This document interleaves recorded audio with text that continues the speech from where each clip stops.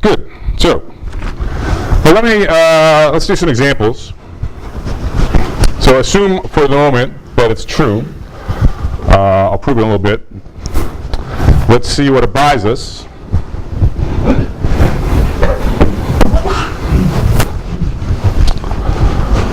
All right, so a boring example, but just to sort of warm up, would be to sort of reevaluate merge sort, just as a sanity check.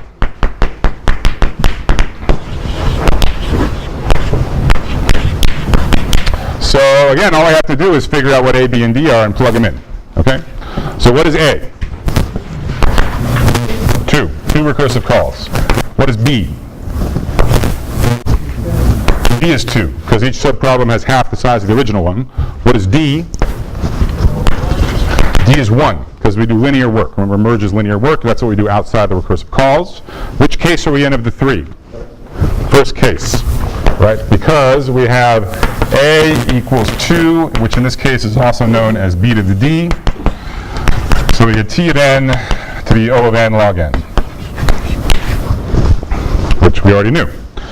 How about some stuff we don't know? Integer multiplication number 1. Which parameter or parameters are different?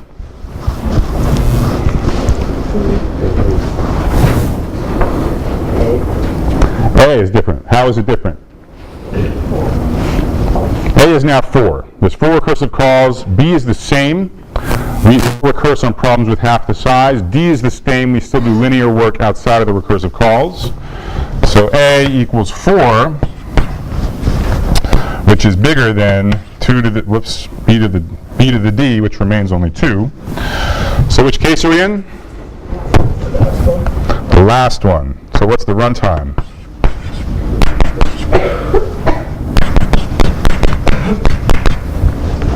What's the runtime? N to the log base 2 of 4. You divide 4 twice to get down to 1. Log base 2 of 4 is 2. So this is n squared. So all that work with the recursion, and we just regenerate the same runtime bound we had for the grade school algorithm. How about integer multiplication number 3? How do the parameters change? 4 decrements to 3. So what case are we in? Does it change the case? Still in case 3? Does it change the answer? To what? N to the log base 2, now not of 4, but n to the log base 2 of 3.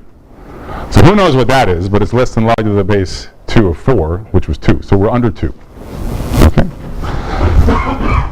So A equals 3, still bigger than B to the D, which is 2.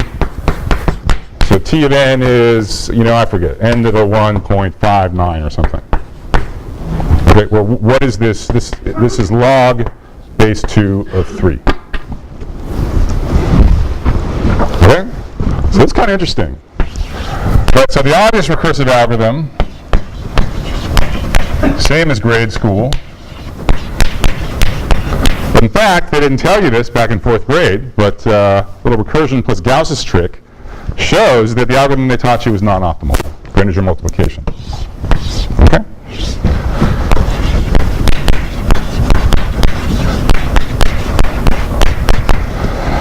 So with the right clever programming ideas combined with the right analytical toolbox, we can verify that actually this very simple recursive integer multiplication algorithm outperforms the simple iterative grade school integer multiplication.